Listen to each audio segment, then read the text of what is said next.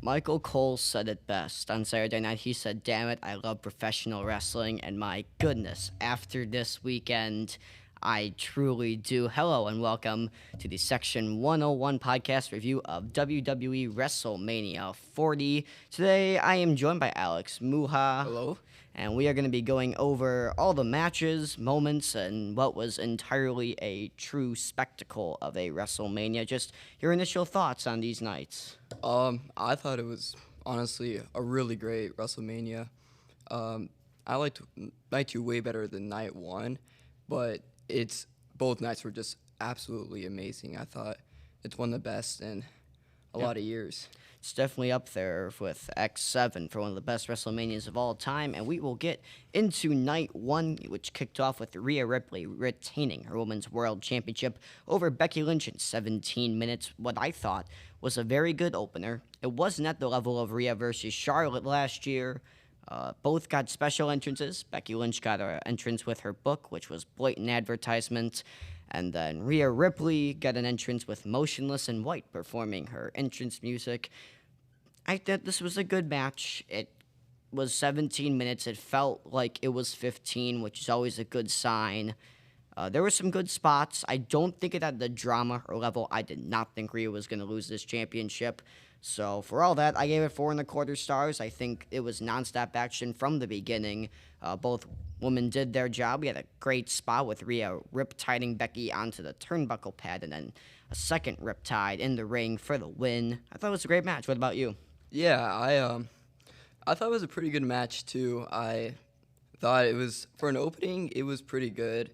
I agree. I thought the match against Charlotte was way better last year. But again, I think it's a pretty strong opening for night one. Yeah, it was. And then we had, in my opinion, the best match of night one, which was the chaotic six-pack ladder match for the undisputed tag team championships. And we finally split those belts, something we've been needing to do for a long time now. Yeah. The Raw Tag Team titles were won by Awesome Truth. What a moment, giving R-Truth a WrestleMania moment, something he has deserved for a long time. And A-Town Down Under winning the SmackDown titles. I had pegged that to be New Catch Republic, but I can totally see why you're going to give it to the young guys. It's going to help with their eventual breakup when all this tag title stuff dies down. Just a couple spots. We had a double moonsault off the ladder by New Catch Republic. Really good spot. My spot of the match was Johnny Gargano doing a slingshot DDT to the outside of the ring through a table. And the R-Truth stuff was so entertaining. Hot tagging into a ladder match, pinning Damian Priest. All around, just a phenomenal match. Non-stop action. When you get 12 guys in at that level, it's going to be non-stop. It was my match of the night. I gave it 4.5 stars. What a match. Yeah, that was honestly a really great match. I thought New Catch Republic was going to win, but I was fine with the results. I mean, it was honestly really great. Yeah, non-stop action was the name of the game. And then we got to a tag team match. Andrade and Rey Mysterio defeating Dominic Mysterio and Santos Escobar. A burial of Santos Escobar. He needed this win. And he did pin Rey on SmackDown, but I do think if you're going to really go ahead with this Legado push, you're going to want them to win. I do see why he got the involvement with Jason Kelsey and Lane Johnson. I thought they did a good job with that. It only went 11 minutes, and it did its job as the celebrity spot match. And I think Andrade looked like a star. He looked like $1 million. He was playing the hits. And now Dominic is 0-2 against Rey at WrestleMania, and I'm hoping it will be a hair versus mask match next year. He should retire Rey, in my opinion. But just it was a fine match. It wasn't anything more than needed to be. I gave it 3.25 stars. I think it wasn't a result that I expected, but still a great match in its own right. Yeah, definitely agree with that. I probably wasn't my favorite match of the night, but it was still pretty strong. I mean, I liked still the feud between dad and son, but I did not see Rey Mysterio winning at all. I thought Dominic Mysterio was going to win, but guess not. It did feel like they kind of shoehorned Dominic into this whole thing. It was just Yeah. 2 weeks ago, and now, bang, Dominic's A in. little quick. Yeah, it was. And I thought, once again, it was the celebrity match. Each match on this card had its role. We had the great women's match. We had the car wreck. We had the celebrity match. We had the stinker. We had the match that got somebody over. A just great wrestling match. And then a marathon.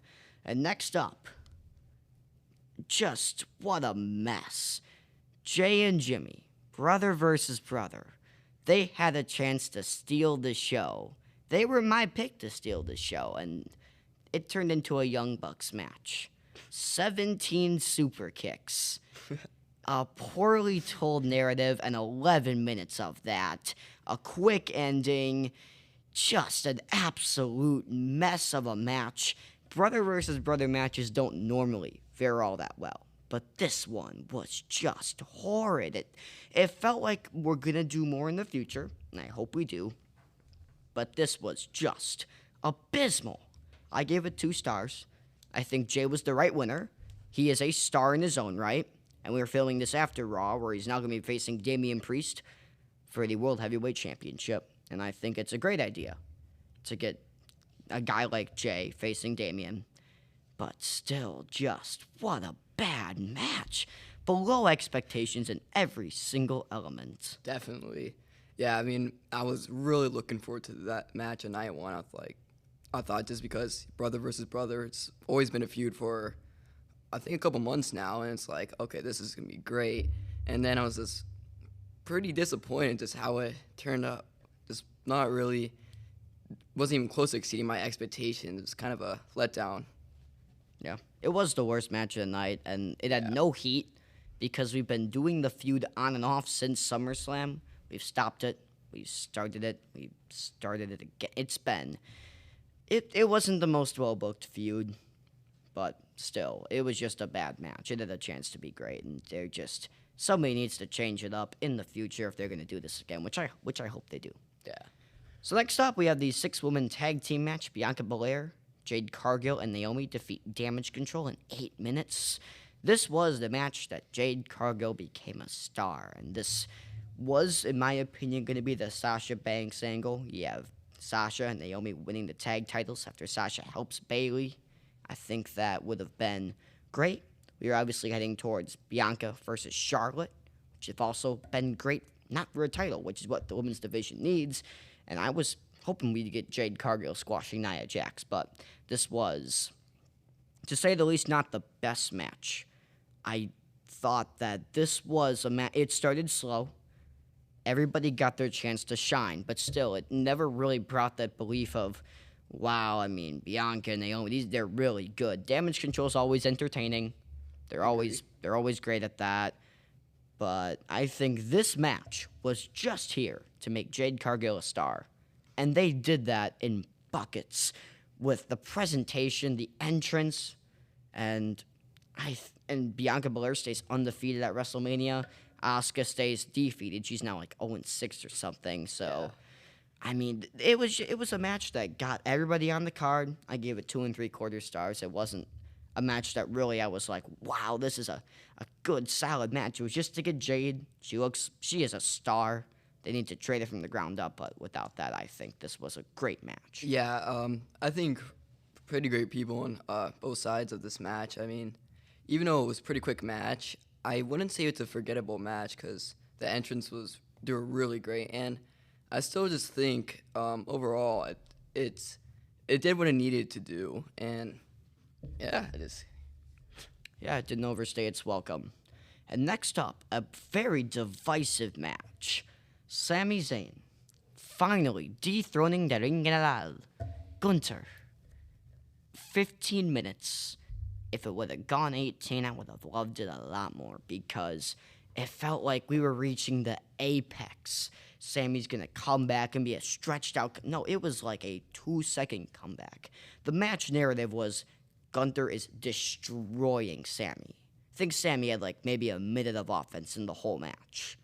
Maybe 3 Helluva kicks, and that was it. But it was Gunther finally like straying away and toying with Sammy's wife, and it cost him. Yeah, it was probably the biggest surprise for me in all of WrestleMania.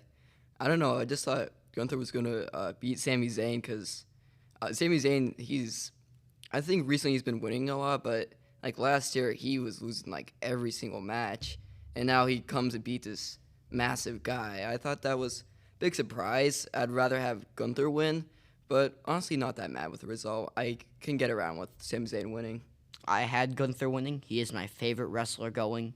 And if this wasn't Triple H booking, I would be nervous that we're going to bury Gunther. But we're obviously not going to. Yeah.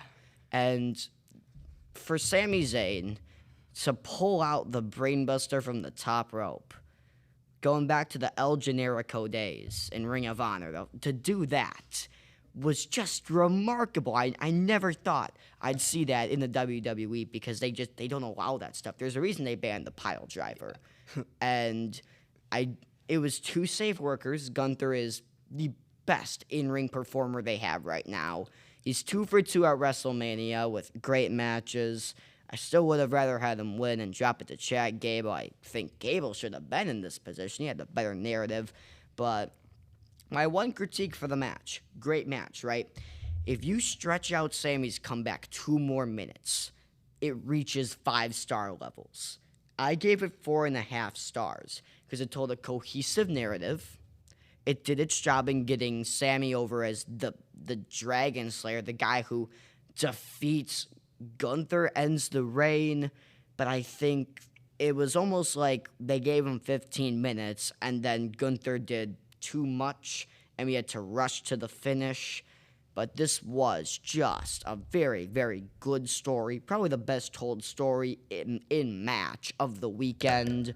And we have a new Intercontinental Champion. So what is next for Sami Zayn? I think also the same with Gunther. Like, my guess they're probably gonna keep building him up, but I don't know who's gonna be his next opponent. Probably for SummerSlam or whenever. Yeah, I think the direction for Gunther has to be he wins the world title at Bash in Berlin. It just has to be because definitely. It's around his country, and similar to a guy who we're going to talk about in the Night 2 review, they're going to win their title back, or in Gunther's position, win it in their home country or surrounding parts. But this was it was a good match. And then, this main event. Now, the entrances to start were great. The Rock, we talk about aura and wrestling a lot. That entrance was aura. The final boss level reached. The Brahma Bull on fire. Just what an entrance. And I didn't think he would get anything less because he's got such pull in this company. But genuinely, the entrances, Roman Reigns still has that aura. He is still like top of the company at this point. Cody and Seth as usual, great entrances. This match went 45 minutes. Seeing how the Night 2 main event went, this match would have been suited much better in a half hour. Because name me one spot from the first 15 minutes of the match. You can't. That's the thing. Yeah. The first 15 minutes was crowd brawling. It was Very little movement. Yeah. It was just a rest hold. And then because when I saw the first 15 minutes, I was like, they're totally just going to go with a rest hold. We're going to do a safe match. 3 of these guys are working the next night. Don't want to get anybody injured. Boy, was I wrong. The second half of this match, or should I say, the last 25 minutes of this 45-minute match was cinema. Yeah, it definitely was. I think this storyline, it was this great build-up with getting The Rock in. I think, we initially started as Rock against Roman Reigns. I think was this great turnaround. What a joke. Yeah, what I imagine would be Triple H or whoever else is high up in WWE to just make this great kind of turnaround, you could say, where now you have Seth Rollins with Cody Rhodes against The Rock and Roman Reigns. I thought, first 15 minutes, I was kind of pretty bored. It was like, okay, nothing's going on, just average, just kind of restful. But at the end, I was like, okay, this is pretty good. I really enjoyed the match. I just thought maybe they could do a little bit more at the beginning, but I think overall it turned out really well. Or you could just cut the first 15 minutes off, because if you give this 30 minutes, you can go straight to the last 30 minutes, which was cinema. It was false finish after false finish. And I was rooting for The Rock and Roman because I wanted Bloodline Rules, and the payoff we got night 2. Thank God we had Bloodline Rules, because we will talk about that match later, but it was the right decision to make it Bloodline Rules, and people were booing Cody, and I checked on wrestling Twitter afterwards. People were like, well, the crowd's already turning on Cody. No, they just want Bloodline Rules, and I think we all wanted Bloodline Rules. Why would you put out there a second night that could be really exciting and have Cody Rhodes win the first night? It wouldn't make sense. And yeah, I agree. They weren't booing Cody just because they wanted him to lose. Okay, they kind of did, but yeah, it was in a different way. Want him to in lose. A more positive way. It was, and I think we get into The Rock actually taking bumps, which is something I totally didn't think he would do. I mean, he's a guy that's gonna film a movie. Like he said on Raw, he's gonna go and he's gonna be back maybe for the Saudi show in November. That's what I'm hoping, but we never know with that guy. And he took bumps. He took a rock bottom through the announce table. And then right after that, we had Roman spearing Seth through the barricade. The last 10, 15 minutes of this match was peak professional wrestling. And that's, I feel like, what they do in every single Bloodline match. The first half is going to be boring. The second half's going to have payoff to that first half, and it's going to make you say, that first half was bad, but the second half was a spectacle. Yeah, I totally agree with that. I'm thinking back the past couple years with Roman Reigns' rule. It's every single match just starts with just kind of a standoff at the beginning and then just cinema at the end. Until night 2, which I have so many good things to say about the night 2 main event, which we'll get to it later. But it was 30 minutes, and that 30 minutes was 0 rest holds. I think, though, when I was getting my star rating for the match, right, it's about a 2-star first half and a 4 3/4 star second half. I gave it 3.5 stars, and this would have gone up to 4.5 maybe if we cut this down to 35 minutes, because by the end, it's especially seeing the night 2 main event, and we got out early on a Sunday night, which was great. I got to go to bed. And night 1 was it's an over 4-hour show. And it was, I think the match had great payoff. We had The Rock getting speared by Roman and selling the hell out of that spear. The false finish of the double pedigree, which it had me. There was a false finish in night 2 that also had me. But I can't say enough good things about the second half of the match. But the first 15 minutes, even the crowd brawling, nothing happened. In the Cody Roman match, we had a suplex on the table. I could name that. We were just punching each other in the crowd for the first 15 minutes. We did nothing. But the build up to this match, blood, swearing, when used selectively, unlike AEW, it is enhancement for wrestling. And the second half of this match was peak wrestling, and I didn't think it was gonna be a safe. I thought it was gonna be a safely worked match. I didn't think it was gonna be, wow, we're gonna, go out here for 45 minutes and have the second half be a normal, phenomenal WrestleMania main event. It's the second longest main event in Mania history, and the longest is an Iron Man match. So, what's your one critique? Do you think they should have brought down the time or not? I think they should have brought down the time. I mean, the first 15 minutes, whether you have it or not, no one remembers it. It doesn't add to it doesn't add to any part of the match or the storyline. I think if they would have cut down to the 30 minutes, it still got their point around, obviously. And I think it just would have maybe left people, I don't know, more like it would have given people a better rating of the match. Like it would have made them more positive about it instead of just adding kind of a filler for first 15 minutes. Yeah, the match on Cage Match is rated a 7.52, and the Night 2 main event is, we'll get to that later, it is very high. The Night 2 main event went on for 33 minutes, and all of that 33 minutes was phenomenal. The first 15 minutes, you can't name anything. And at the end of Night 2, we had this beautiful camera shot of Cody Rhodes in the exact same place he was when he lost last year at WrestleMania. Kneeling in the ring, and we got the exact same camera shot with Roman and Rock holding the belts up high. It was beautiful production, even something that little. Triple H is going to make it into something big. Yeah, I don't think people that do like the camera works or just behind the scenes of like WWE or just like any event. It's those little details make up like it just makes something so small really great. It's really amazing what Triple H has done with the company. And before we end up our review of Night 1, the Prime Bottle, I thought was going to be a massive distraction. It was black and white. Because when they revealed it on SmackDown, it was a full-color Prime Bottle. I'm like, oh no. And it was just black and white. It didn't take anything away. I think it's totally fine. I'm fine with the ads on the sides. It took time for me to get used to that. This was a phenomenal Night 1.